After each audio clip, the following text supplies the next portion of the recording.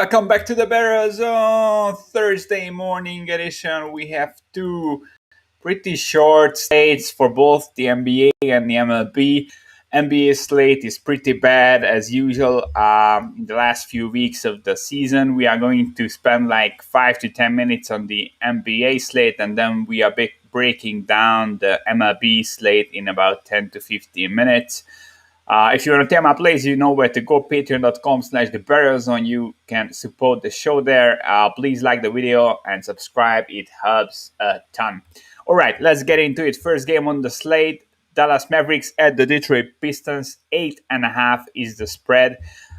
Detroit basically, with all their key players on their injury reports, we have Grant, Plumlee, Ellington, Joseph, McGruder, Smith all out for the Pistons. Starting lineup, the projected starting lineup looks super ugly. So it's basically Dallas or bust. Dallas with a couple of questionables. All of the guys like Luka, Porzingis, Richardson, and Redick, Dorian Finney-Smith. These five guys are all questionables for tonight's game. To me, that's just too much. We know that in the last few weeks of the season, we will have tons of last-minute scratches. Everyone who is even like probable or questionable, I kind of not expect to play. We could see everyone playing here, but I mean, Luka, Porzingis, Richardson, Redick, DFS, that's like a 10-point swing to the spread if all those guys are in or out. So I'm not really getting involved with this game. 8.5 expects these guys to play mostly.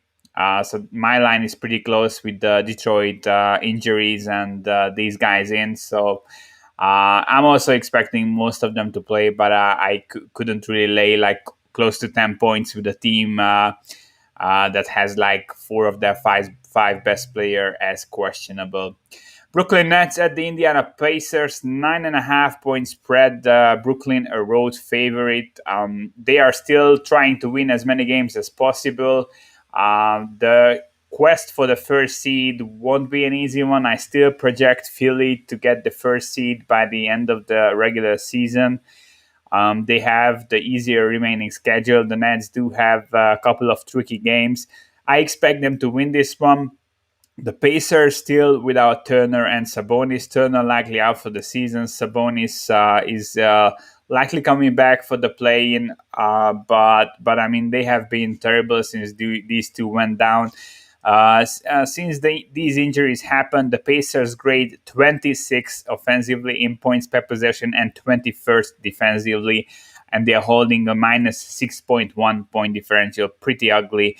They are also kind of locked into the 9th seed. Wizards are 1.5 games back. Bulls are 3.5 games back from them. I don't think we will see any changes. This is a play-in team. They should be a play-in team, I tell you that. And I mean, the Nets are just rolling. In the last 2 weeks, they score 11 more points per 100 possession again compared to Indiana here. So yeah, I think Brooklyn takes care of business. My line is 9.5. The market line is 9.5. So really nothing to do here. Golden State and Minnesota, 5.5 point spread. My line is exactly 5.5. Injuries: Minnesota without Beasley, Golden State without, of course, Wideman, and now Oubre is doubtful. I don't think he will play. He shouldn't really play here. Minnesota has been playing a lot better lately. Through the season, they are grading as the 25th best offense and the 28th best defense. In the last 2 weeks, they grade 15th offensively and 20th defensively. So, yeah, we've seen some improvements. Everyone came back. This was the team that was basically hurt, I think, probably close to the most by COVID and injuries this season and suspensions. This will be a middling team next year. I don't think they are really bad. They aren't like a bottom 5-ish roster. We've seen them perform like one this year, but I mean, Ant-Man is still on his rookie season. The other guys were mostly out with injuries or suspended. I think Minnesota is an okay team, but this is a tough matchup. they are still the worst 3-point defense in the league by a pretty wide margin, allowing the highest field goal percentage to opposing teams. Golden State is the team you don't really want to have a bad perimeter defense against, and I think this will be a tricky matchup for the Timberwolves. Golden State also a strong defense in the paint despite not having too many bigs. I think they will be able to slow down the Minnesota offense. Minnesota is attacking the rim at the fourth highest rate in the league, so the fourth highest rate of all their shots are coming from the paint. I think Golden State is a top 10 defense there in field goal percentage allowed. I think they will be able to slow down the Minnesota team. I'm expecting a Golden State cover, but I think the line is right. And we can also expect Minnesota to start super tanking in the last few weeks. They have the second worst record now, but Orlando and Detroit are only half a game back. I don't think the Timberwolves will risk falling down in the lottery rankings by winning a few games, and this is an easy loss for them if you look into the matchup. So yeah, I'm leaning Golden State. This is also the third game in 4 nights for Minnesota. So. But no play from me. I think the line is 100% correct. Milwaukee at Houston, 12.5 point spread. My line here is very close. 11.5 would be my fully healthy line, but we have Houston with the usual injuries. John Wall out for the season. Eric Gordon also. And Bradley and House are questionable for this game. Giannis is probable tag is problematic at this point in the season. Never trust, always double, triple check that he's playing by game time if you're getting involved with this game or you have Giannis in your fantasy squad or anything like that. Houston on a 5-game losing streak, 1-9 in the last 10. They have the worst record in the league by 3.5 games now. I think that's a slam dunk. They will finish with the worst record in the league. That was the goal of the season, starting from the second half when they, after they blew it up by trading Harden. So yeah, I don't think you will find any value here. Milwaukee should take care of business. They still need to get a few W's to lock in their playoff spot at the third seed. Toronto at Denver, 4.5 point spread. I think this is kind of off. The Nuggets are home favorites, but they are playing their third game in 4 nights. Also a third game in 4 nights for the Raptors, but the Nuggets are also playing a back-to-back with travel. Injuries, obviously, noteworthy for the Nuggets as always. Murray out for the season. Barton is out here and Morris is out. The guard rotation is extremely thin. This 4.5, I think, is really off. My line would be 5.5 if the Nuggets were fully healthy and these teams were on equal rest. And the Nuggets are on a back-to-back. They played pretty high minutes. Michael Porter Jr., 40 minutes last night. Jokic, 36 minutes. We could even see a couple of guys sitting. The Nuggets don't really do that resting thing so far, but in the last few weeks of the season, we could see one of the bigger names starting to sit a few games out here and there.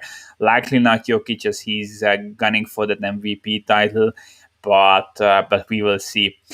So yeah, I think the injuries are too much for this to stay at 4.5, and the rest disparity is also too much. I hate the Raptors. They are bad at rebounding, super average at everywhere. I won't really go into the on-court specifics here. It's just this number is off. I don't think Denver can lay 4.5 here with their injuries and the rest situation.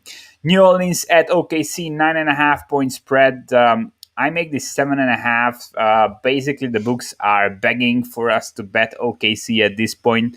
OKC won one game out of the last 15 or something like that. They had this 13-game losing streak just snapped pretty recently. Pelicans playing third game in 4 nights and the back-to-back. They kept everyone besides Lonzo under 34 minutes last night. Zion played 31 minutes. Important news, Adams out.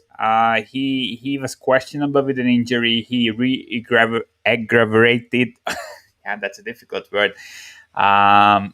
the injury, so he's 99% out for this game, in my opinion.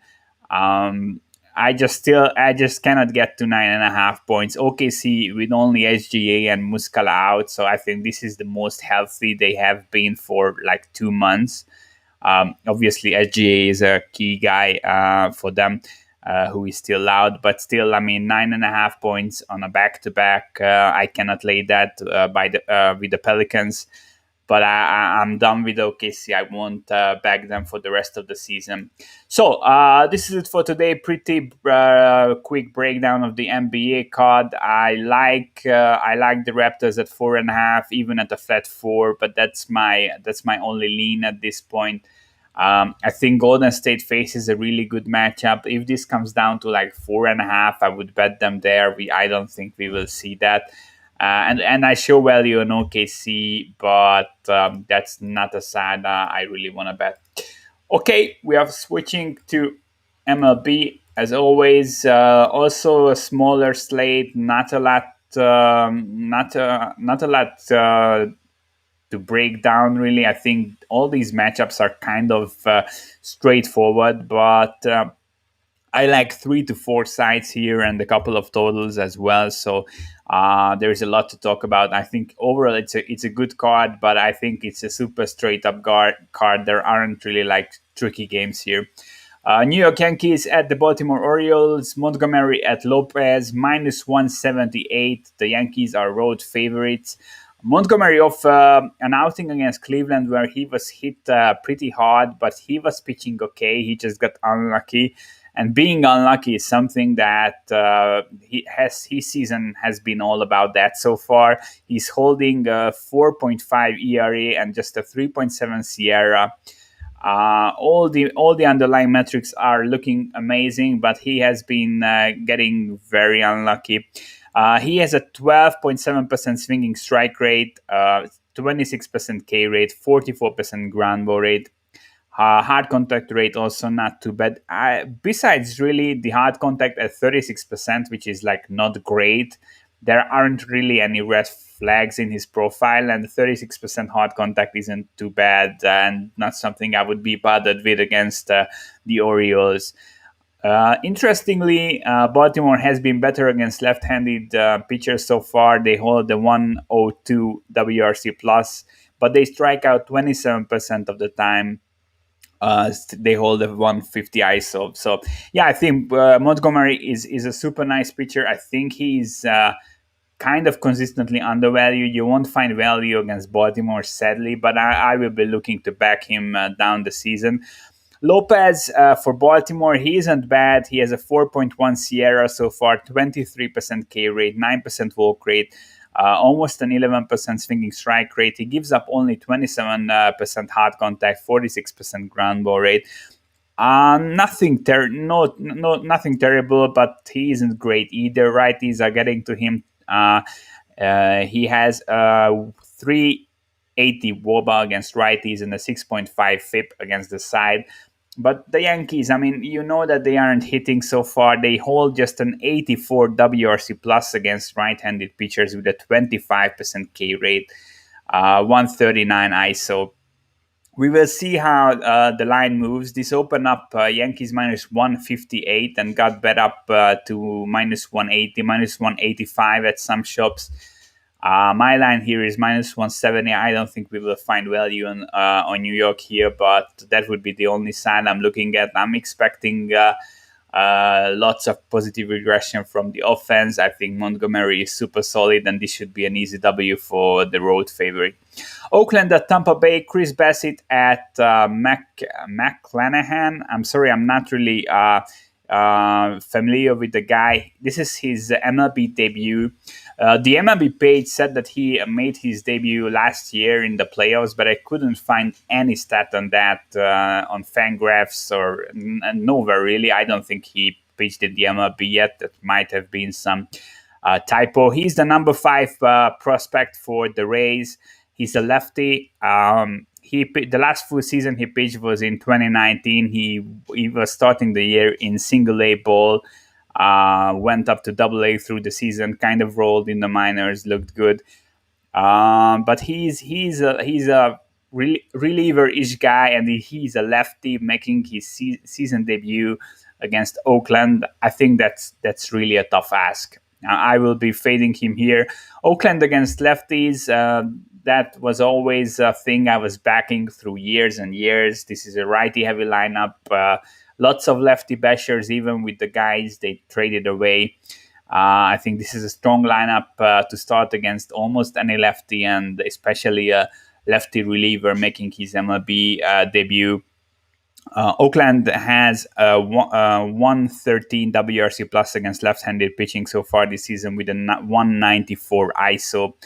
I think this is a great spot, and this is a pick'em game, which it really shouldn't be. Oakland is the better offense, and they have a legit starter in Chris Bassett. Bassett this year, 4.2 Sierra, 11.5% swinging strike rate, 29% hard contact rate, 44% ground ball rate.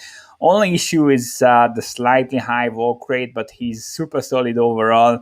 He's coming off an outing when he went over 100 pitches and struck out 8 in just 6 innings. It came against Baltimore, but still, I have to give some credit to him for that. As I said, Oakland is the better offense.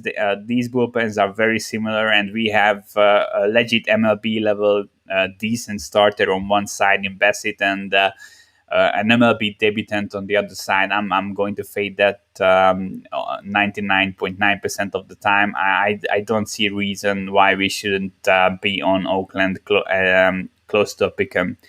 Philadelphia at St. Louis, Aaron Nola at Kim. Nola minus 120 right now, but this line was around minus 110 just hours ago, so basically a pick'em game. I don't really understand that. I mean, that's just huge disrespect to Nola. I know that Bryce Harper was hit in the face by a pitch last night. He's okay, but I don't think he will play today. So I ran my numbers with Bryce out, and still I think minus 110 with minus 110 with. Nola on the mound is just a bad line.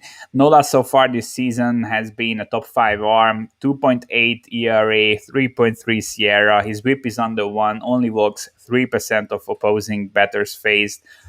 Swinging strike rate above 12%, hard contact under 29%. He has been extremely strong against right-handed bats. Just a 228 WOBA allowed and a 1.69 FIP. He's just too good. And the Cardinals, I mean, against right-handed pitching, just an 83 WRC plus this season. They strike out 26% of the time. They do have 2 switch hitters in the projected lineup, but only 1 lefty. So I think, Nola is setting up amazingly here. He also pitched already a complete game against St. Louis 2 starts ago. He went 7 innings in his last outing, so it's perfectly reasonable to expect him to go 7-8, even again 9 innings here, and I think he'll just roll. Kim on the other side, he was real good against Cincinnati the last time out. He had 8 Ks in 5 innings, but I'm still not buying him. The metrics so far this season are looking amazing. But in his good start, he had 100% left on base rate, and the exit velocity of him was 93 miles per hour, which is pretty troubling. And last season, he was the luckiest pitcher in the entire league. He had a 1.6 ERA, but a 4.5 xWHIP. He reached that by having an 87% left on base rate, a 217 batting average on balls in play, and a 9% home run to fly ball ratio. Those will all get worse through the season. He also only had 2 starts so far this year, and he went 3 and 5 innings. I'm not expecting him to go like 6 or deeper here. This is also his second start against Philly. There are some red flags here, and I don't think he's that good. And I was looking at the under here earlier, but we have 7.5, almost a 7. I I think Kim could have a nice game, but I think there are way more red flags around him than around Nola. And even if Bryce sits, I like Philly here. If this gets back to like minus 110, I would get on Philly there. If Bryce is out of the lineup, this will move towards the Cardinals. So if you miss the early Philly line, you have a shot at backing them later if and when Bryce is announced out. I don't think he will play. Seattle at Houston, Kikuchi at Garcia. Kikuchi, he, I may have been too high on him. I like the guy. He's the best pitcher in the Mariners squad, but yeah, he's a really risky bet here as a lefty against Houston. Houston is raking against lefties so far. They hold the 128 WRC plus and just an 18% K rate. That's the lowest in the league. They are averaging like 9 hits per game. Also, Kikuchi, I mean, he limits hard contact super well, just the 29% hard contact rate. But the swing and miss stuff is so far kind of average if you look at the big picture, and he walks almost 10% of opposing bats faced. I don't know. I mean, he could be fine. I like the talent, but I think this is a risky matchup on the road. On the other end, I'm not liking Garcia at all. Um, he threw in relief on Sunday, and now he's starting. That's a huge red flag for me. I'm always fading pitchers that are coming in and out of the bullpen. Uh, Pitching in the bullpen and starting requires totally different mindset, skill set, load management. I just don't like it that he was pitching from the bullpen and now he's starting again. Mariners haven't been great against righties, but they are all right. So they are not like a pathetic offense. League average K rate, league average stats basically. Garcia has a 4.6 ERA so far, an 11% walk rate, which is pretty high, a 52% fly ball rate. And all the underlying metrics suggest that he has been getting lucky so far. Just a 230 batting average on balls in play, 9% home run to fly ball ratio. He has an 87% left on base rate. Fastball velocity also down a bit from last season. So yeah, and this is not the Houston bullpen hasn't been great so far. There are just too many red flags. I'm looking at the over here. We don't have a total yet. I'm expecting like 8.5 ish. If it's a flat 8.5, I will be on the over 100%. It was the total was 8.5 yesterday, so we have a shot at getting that. But I would line this probably at 9. I think Garcia will give up a few runs, and this is a terrible matchup for Kikuchi. So yeah, over. I think as for the side, I would make Houston at least around minus 160. But that's basically because I'm really low on Garcia. I think minus 170 is likely more realistic, but we could see like minus 180, and I wouldn't be shocked. I mean, Garcia has nice surface stats. Houston, way better team than Seattle, and everyone is seeing Kikuchi struggling a bit. I'm skipping the Detroit White Sox game. I broke this one down yesterday, but they play. This got postponed, and they play a doubleheader today. I'm not getting involved with doubleheaders, so we are going to skip that. But we are breaking down the Cubs game. Cubs at Braves, Azalea at Wilson. I think we will find value on the Cubs here. Wilson, this is a bullpen game for the Braves. Wilson has a 5 ERA so far, 5.2 Sierra, 1.5 whip. His K rate only at 13%. He only had he only pitched 9 innings this season, so everything is very low sample size, and he has his some weird underlying stats right now. I think this will all even out and clear up if we get him. We get a few innings under his belt, but he is like your typical 5 FIP league average, below league average pitcher. And why the Cubs aren't amazing, they are below league average against right-handed pitching. They strike out 27% of the time, but they do have some power, and Wilson isn't good. He's not missing enough bats. He is allowing a 400 wOBA or worse against both sides so far. We will see how this sets up, but I'm liking Azale, and I think Azale is extremely overlooked here. He has a 5.4 ERA, but a 3.5 SIERA only. His K rate is almost at 30%, swinging strike rate almost at 15%, backing up that K rate. Infield pop-up rate at 15%, only 26% hard contact allowed. He got extremely unlucky. His left on base rate is 45% so far this season. But he's not giving up contact, forcing soft contact, missing bats, everything.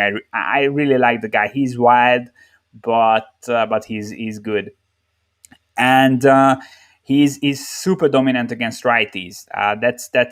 That's something you have to note. He's so far this season he allowed a 120 wOBA against righties and the FIP that's under 1, with the 35% K minus walk ratio and the 54% ground ball rate. And the only lefties in this lineup are Freeman and Albies, and everyone else is a righty. Obviously, Freeman and Albies, they are tough outs, but I think this should be extremely close here. I'm expecting Atlanta to open up around the minus 117 to minus 127, so like 54 to 56% implied win rate. That's kind of a realistic line, but I think if I'm getting like plus 120 or better with the Cubs, I will be on them. I believe in Azale. This is not a bad matchup for him. And I think the Braves will be kind of overpriced with Wilson on the mound, and this being basically a bullpen game. LA Dodgers at Milwaukee Brewers. Trevor Bauer, Eric Lauer. This is a pitching change. This was supposed to be Peralta for the Brewers. He got pushed back to Friday. I think the lines were up for the Peralta game. Dodgers were minus 153. I made that minus 160. So there was a small edge on LA. I think this will be reopening around minus 170, maybe minus 180. I'm not sure that will be enough. Eric Lauer, he pitched just 11 innings in 2020. Before that, in 2018 and 19, he was a fine pitcher with the Padres, like 4.5 FIP guy. Like league averages for 2 straight years, nothing special, but he was okay. But I mean, long layoff, first start against the Dodgers, that's tough, man. I think I would probably bet the Dodgers here if this is around minus 170. I don't think we'll get that bargain, but if you find any of these tail lines out there, bet the Dodgers right now. And if we get the reopen around minus 170, that's an automatic bet. I think from Peralta to Lauer, that's a huge downgrade. Perez at Gibson, Boston at Texas, Boston minus 118. I'm looking to fade. I really want to fade Perez here, but I think the Rangers are just so bad. It's a difficult wager. Perez is a lefty, and the Rangers against lefties hold a 76 WRC plus with a 25% K rate, and they only have a 109 ISO. They don't walk, they don't make contact, they don't have any power, and Perez has been terrible so far this season. His SIERA is over 5. Swinging strike rate at 6%. He's walking 11% of opposing batters faced. But he limits hard contact, has a high infield fly ball rate, and this is a great park for pitching. And Texas was never good against lefties. This roster, I have been fading them against left-handed pitching for years. I think Perez could legit have a nice game here, and unless I'm getting a real bargain on the Rangers, I won't be fading him. Gibson, on the other end, has been good so far. 3.9 SIERA, 14% swinging strike rate, 53% ground ball rate, hard contact low, line drives rates low against both sides, contact rate only at 70%. But this is a very hard matchup against the Red Sox, who hold a 122 WRC plus against righties, one of the top 3 teams in Xpoba. They have a 175 ISO in the split. So yeah, Red Sox open up as minus 129. We see minus 118 right now. So some support on the Rangers. I agree with that. It's a difficult bet to make, but I would rather probably look at the under. 8.5 juice to the over. That's the current total, basically a 9. If we get a flat 9, I would probably bet the under. I think this shouldn't be 9. I know that Perez is shot, but the Rangers are bad, and this is a huge upgrade as for a pitching stadium for Perez. And I think, on one hand, I'm expecting slight regression from the Boston offense. Uh, and I think Gibson is good enough to keep them in check at least. He might get hit a bit, but he won't blow up. And 9 is just a very high total.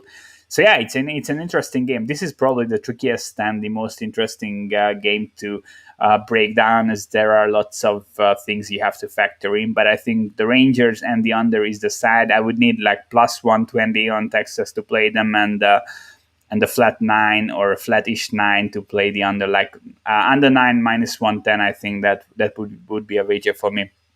Colorado at Arizona, final game of the day. Senzatella at Luke Weaver. Weaver has been okay so far, but he's giving up 50% hard contact in 21 innings. That's a ton. But he is missing bats, only walking 5% of opposing bats faced, 11% swinging strike rate. His velocity is down a bit. I'm not like super high on him, but I mean, Rockies on the road, that's the easiest matchup you can find out there. I think he will be fine here. Senzatella, I'm super low on him. He's not missing any bats. 7.4% swinging strike rate. He has an 84% contact rate, and righties are absolutely smashing against him with a 420 WOBA and 6.3 FIP. This is a terrible bullpen for Colorado. Arizona isn't that much better either, but I mean, Senzatella he can be in trouble here. I like Weaver. My line is here is minus 144. Current line minus 149, so not a lot to do. All right, breaking down the plays and the leans and everything.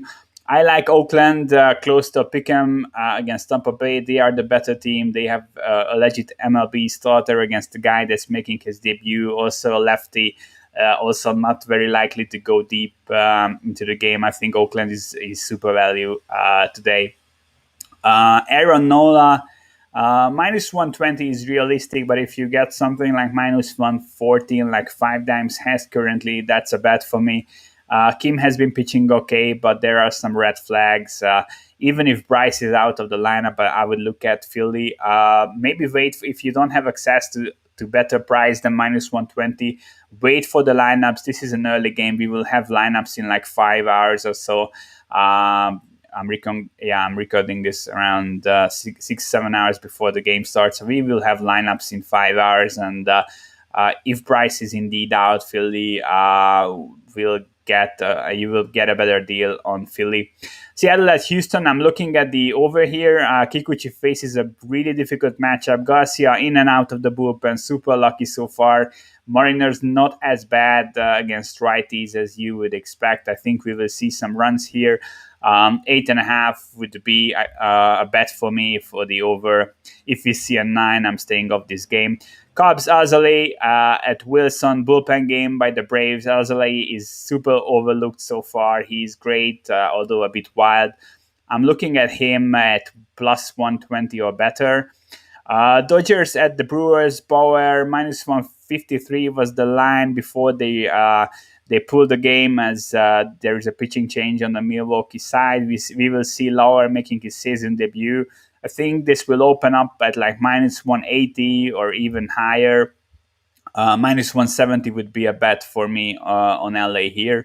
And the final game, Boston at the Rangers. I'm looking at the under here. Or Texas. I would need plus 120 to play Texas, and a flat under 9 to play the under. Thanks for tuning in. I will be back tomorrow at the same time. If you want to tell my plays, you can go to patreon.com/thebarrelzone and enjoy the day. Good luck with your wagers as always. Peace out.